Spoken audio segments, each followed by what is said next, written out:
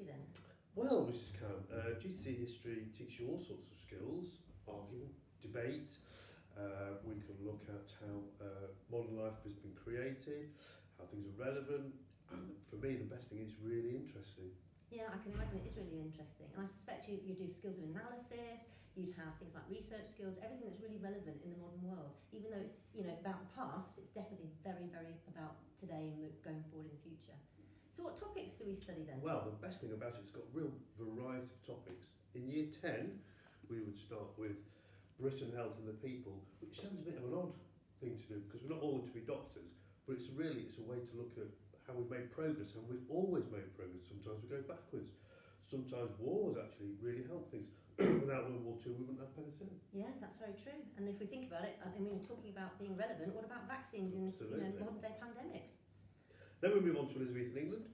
Oh, a woman in a man's world. Indeed, and students might be familiar with this with year 8. So how did Elizabeth cope with having to rule as the first real queen, and really, I suppose, the first sort of modern age of England, and the problems she dealt with, why she never married, the problems that created. So that's the course for year 10, and then in year 11, we will look to begin with at Germany from 1890 to 1945, which is essentially how Germany coped with the problems of the First World War, which led to the rise of the Nazis, and how the Nazis took over Germany. And tried to make Germany great again. Indeed they did.